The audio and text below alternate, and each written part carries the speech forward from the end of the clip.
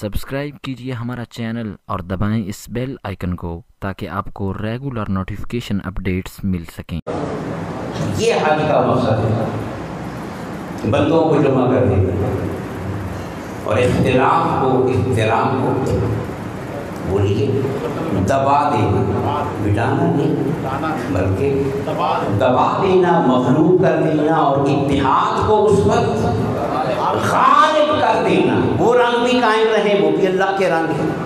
مولا فرماتا ہے کہ زبانوں کا اختلاف جو ہے نا، یہ بھی میری نشانی ہے، رنگوں کا اختلاف بھی میری، یہ سارے اختلاف میری۔ اب دیکھیں رنگوں میں اختلاف ہے مگر جس کی نشانیاں ہیں وہ ایک ہے۔ سمجھ آئی نا بات؟ اختلاف بھی اپنی جگہ ہے اور وحدت بھی۔ خود کعبے کو آپ دیکھ رہے ہیں تو کعبہ جو ہے ایک کمرہ ہے، ایک عمارت ہے، اور پوری دنیا کی مسلمانوں کی نمازوں کا کیا ہے؟ قبلہ، سب کا رخ قبلے کی طرف ہے۔ اب یہ اسلام نے ڈسپلن قائم کر دیا۔ کیا؟ اگر یہ کعبہ نہ ہوتا تو کسی کا دل کرتا میں تو مقدر کے پڑھ لوں، کسی کا دل کرتا میں، اور کوئی کسی کو روک دی نہ سکتا۔ ایک نظم پیدا نہ ہوتا، اتحاد پیدا نہ ہوتا، یکسانیت۔ تو مولا نے اب دیکھیں ایک طرف مولا یہ فرماتا ہے کہ اے نماز وجہ فسم وجہ اللہ، یہ قرآن کی آیت ہے۔ مولا فرماتا ہے کہ ادھر مرضی کر دو، کیا وہاں اللہ منع، اے نماز ولو فسم وجہ اللہ، میں کسی جہت کے ساتھ خاص نہیں، کسی سمت میں محدود نہیں، جدھر بھی ہوں کر لو میں وہاں پہ موجود۔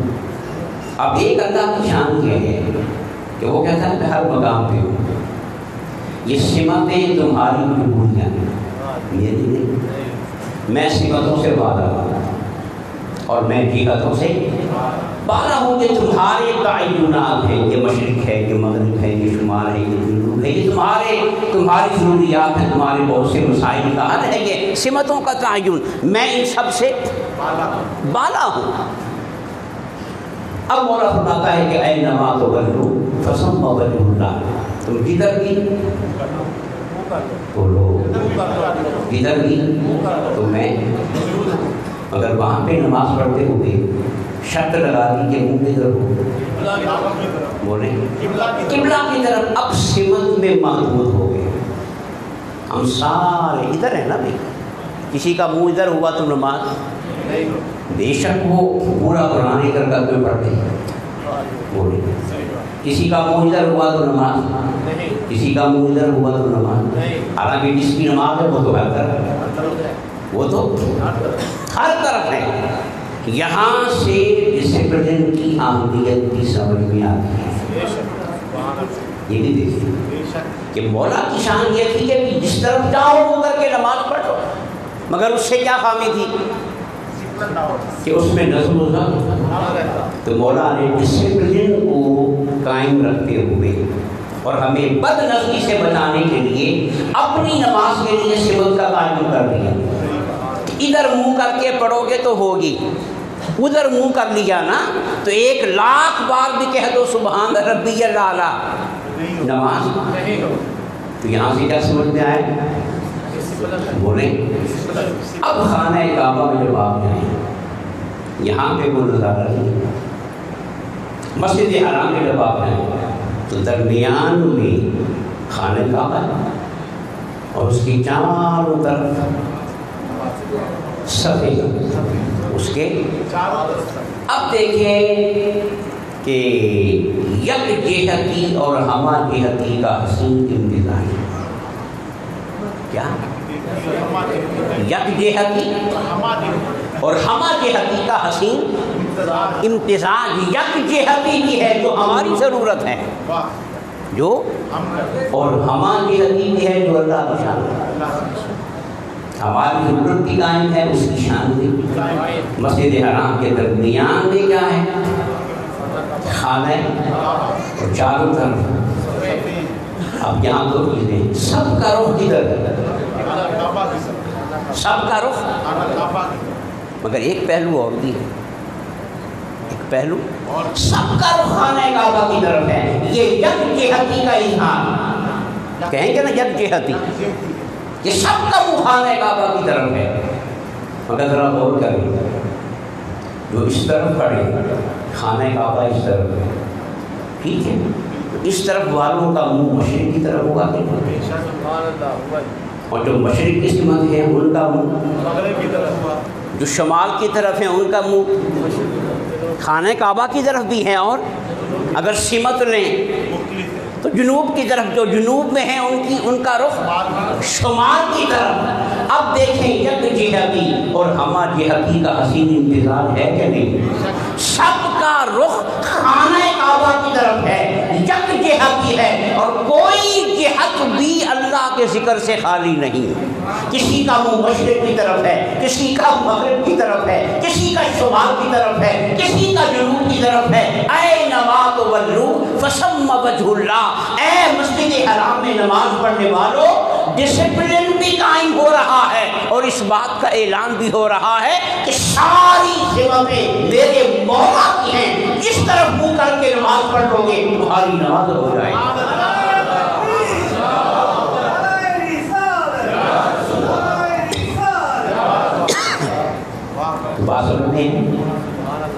یک جہتی اور وہاں اختلاف اور رنگوں میں اختلاف ہے، کلمے میں، تہذیبوں میں، ثقافتوں میں، لباسوں میں، چلنے پھرنے میں، بولنے میں، سب میں اختلاف ہے، مگر خدا کی عبادت میں اور مصطفیٰ کے غلامی میں بولے خانہ کعبہ کی طرف منہ کر کے نماز پڑھی تو یک جہتی، جب چاروں طرف کھڑے ہو گئے، کسی ایک طرف نہیں بلکہ چاروں طرف، پھر اس کو پھیلاتے چلے جائیں، پھر اس کو جو ممالک مشرق کی طرف آئیں گے ان کا منہ، اور جو اس سے پرے مغرب کی طرف ہوں گے ان کا منہ، مشرق کی طرف اوپر چلے جائیں نا، خلا میں چلے جائیں، اس سے آگے چلے جائیں تو وہاں بھی وہی منظر نظر آئے گا جو مسجد حرام میں نظر آتا ہے۔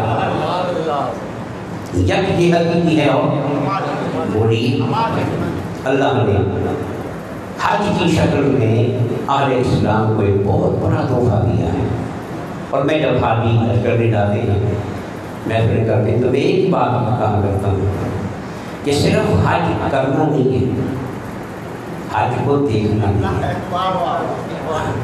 حج اللہ تعالیٰ جن کو دوبارہ توفیق دے اس چیز کو خیال رکھیں، صرف حج بلکہ دیکھنے میں زیادہ مزہ ہے کہ حج ہے کیا، ہم کیا کر رہے ہیں، اور مولا نے ہم کو جمع کر کے ہم سے کیا کروا رہا ہے۔ اس پہ جب آپ غور کریں گے نا اور گہرائی میں جائیں گے، مشاہدہ کریں گے، تو آپ کا لطف دوبارہ ہو جائے گا۔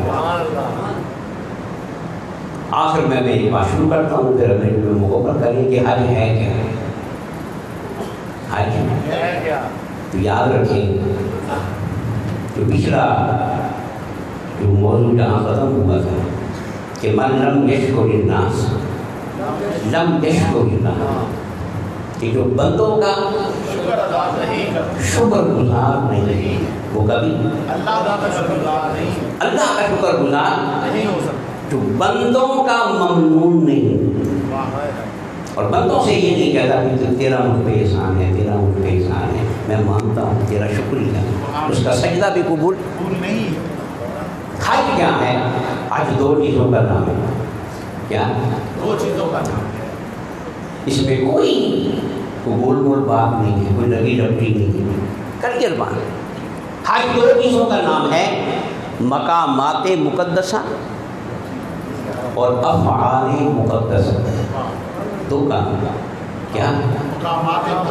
اور حج یہاں پہ نہیں ہوگا نا، خاص جگہوں پہ جانا پڑے گا، سفر کریں گے، ٹھیک ہے، اس میں مسجد حرام ہے، اس میں عرفات ہے، اس میں منی ہے، اس میں مزدلفہ ہے، اس میں صفا، یہ مقدس مقام ہے، یہاں پہ جائیں گے ایک کام، پھر مقدس کام کریں گے، احرام باندھنا مقدس کام، طواف کرنا، صفا مروا پہ سعی کرنا، بولیے عرفات پہ جانا، منی میں جانا، یہ کیا ہے؟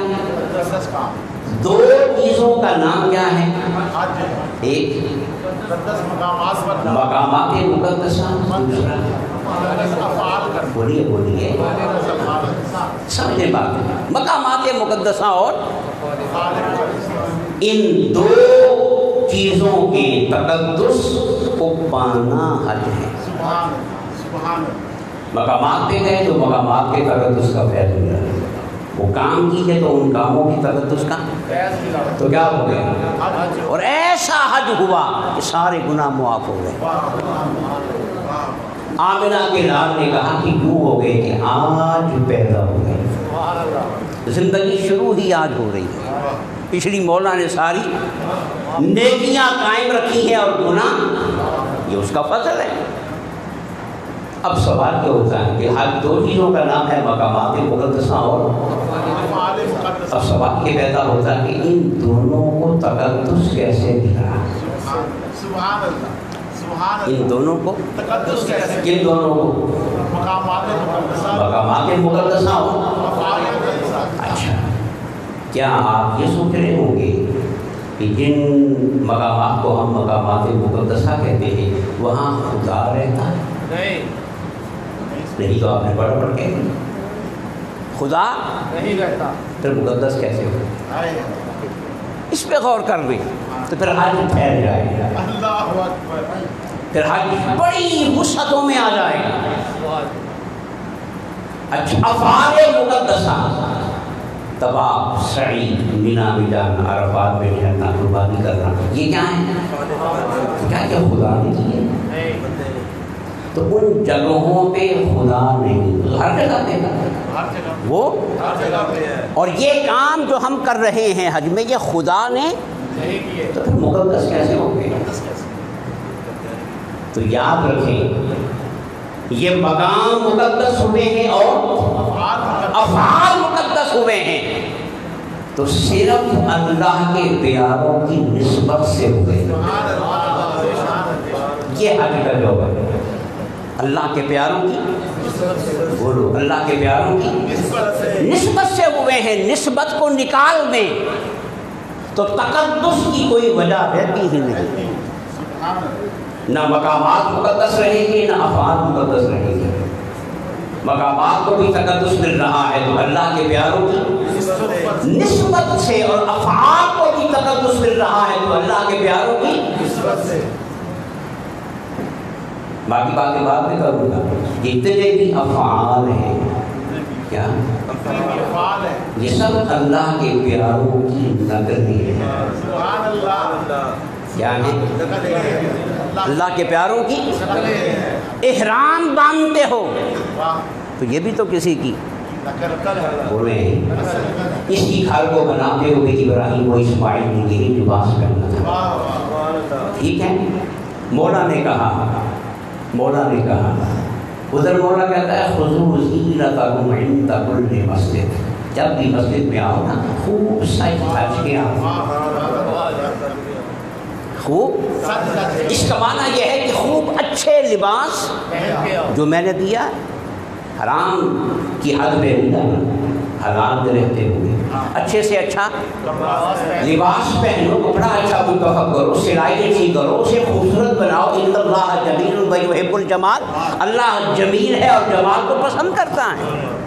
ادھر کہا کہ جب بھی مسجد میں آؤ تو خوبصورت لباس پہن کے آؤ، اور جب حج میں بلایا تو کہا کہ نہیں اب وہی لباس پہننا ہے جو کبھی میرے یار نے پہنا،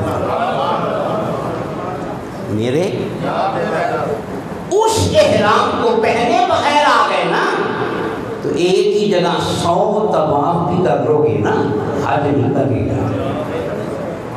تو یہ احرام کو بھی کسی سے نسبت ہے، کسی سے نسبت ہے. تو کہا کہ ان کی نقل اتارتے ہوئے ان کی اللہ کو اپنے پیاروں کی نقلیں کتنی پسند ہیں. ان کی نقل اتارتے ہوئے آؤ, وہی لباس پہنتے ہوئے آؤ. صفا مروا میں ساڑی نقل ہے.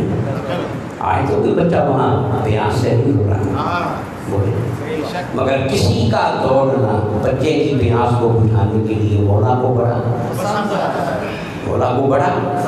تو مولا کہتا اسی کی اثر تو نہیں ہو سکتا دوبارہ, اثر تو ایک دفعہ ہونا تھا وہ ہو گیا, مگر اس کی نقل اتارا. پھر بنا میں گئے, آج تو وہ شیطان مانی بیکار ہے جس کو کنگریاں مانی تھی پڑھی. تو فرمایا اصل نہیں میرے یار کی بولے, اور یہ نقلیں ہم ہی نہیں اتار رہے, آمنہ کے نام نے بھی اتاری, ابو بکر نے بھی اتاری, صحابہ نے بھی اتاری ہے, اہل بیت اطہار نے بھی اتاری ہے کہ سارا حج اللہ کے پیاروں کی بولے. حضور طواف کرنے کے لیے آئے تو کفار نے اعتراض کیا کہ مدینے جا کے نا مسلمان کمزور ہو گئے, ان کو کھانے کو نہیں ملتا, ان کو بولیں کافروں کا ہتھیار ہے کہ یہ معاشی, اس وقت بھی معاشی تھا, آج بھی معاشی. تو کہا کہ ان کو کھانے کو نہیں ملتا, کمزور ہیں. سونے نے کہا ذرا بتاؤ ان کو بولے کہ تو مسجد حرام میں طواف کرتے ہوئے فرمایا اکڑ کے. حالانکہ عبادت میں تو اکڑ ختم ہوتی ہے اور یہاں اکڑا جا رہا ہے, اور حضور اکڑنے کا حکم. تو کیا آج بھی کوئی کافر کہہ رہا ہے؟ بولو, اب تو وہاں اتنے پھل ہیں, اتنے کھانے ہیں کہ دنیا حیران ہو جاتی ہے. مگر وہی کہ یہ میرے یار کی نقل اتارو, یار کی. تو یارو میں یہی کہوں گا کہ جن کی نقلوں میں اتنی تاثیر ہے کہ وہ بندے کو بندہ بنا دے, نیک بنا دے, متقی بنا دے, پرہیزگار بنا دے, خدا کا محبوب بنا دے, صفائی کروا دیں, پچھلی زندگی کے سارے گناہ معاف کروا دیں, اور ایک سجدے کو 1,00,000 کے برابر بنا دیں. جن کی نقلوں میں یہ تاثیر ہے تو ان اصلوں کی شان کیا ہوگی, ان کی قبولیت کا عالم خدا کی بارگاہ میں کیا ہوگا. تو حضرات محترم, یہاں پہ میں بات ختم کر رہا ہوں, پھر آگے چلیں کہ حج کس کا نام ہے. بولے افعال مقدسہ اور مقامات مقدسہ. تو یہ مقامات بھی مقدس بنے ہیں تو ولیوں کی اور افعال بھی مقدس بنے ہیں تو تو جن کی نقلیں اتارنا حج بن جائے. جن کی کیا بن جائے تو ان کے چہروں کو تکنا, ان کی نقلیں اتارنا حج بن جائے تو ان کے. تو پھر سلطان بابو کیوں نہ کہیں کہ مرشد دا دیدار, مرشد دا میں لکھ کروڑ ایک نہیں وہاں ایک ہو, یہاں ایک دیدار میں لاکھوں حجوں کا فیض مل جائے. مرشد داغیوں صاحبان معرفت ہوتے ہیں کہ دین کے سمندر میں اتر گئے, اصل دین کو سمجھتے ہیں نا, یہ روایتوں میں محدود نہیں رہتے ہیں, جوہر تک پہنچتے ہیں. تو کیا کہا کہ مرشد دا دیدار باہو, اور میاں محمد صاحب نے کیا کہہ دیا کہ مرشد دا در خانہ کعبہ حج ضروری کریے. مرشد دا در حج, اس میں کوئی شک نہیں کہ شریعت والا حج وہیں پہ ہوگا, شریعت والا حج وہیں پہ ہوگا, مگر طریقت والا حج کسی بھی اللہ کے ولی کے قدموں میں ہو جاتا ہے. غریب نواز نے بھی تو داتا کے قدموں میں حج کیا تھا, اور پھر اقبال نے کیا کہا تھا کہ مرکز وہ پیر سنجر راہ حرم کہ داتا کا جو مزار ہے یہ غریب نواز کے لیے حرم ہے. کیا ہے؟ تو حرم میں کیا ہوتا ہے؟ اللہ پاک ہم سب کو نیک عمل کی توفیق عطا فرمائے.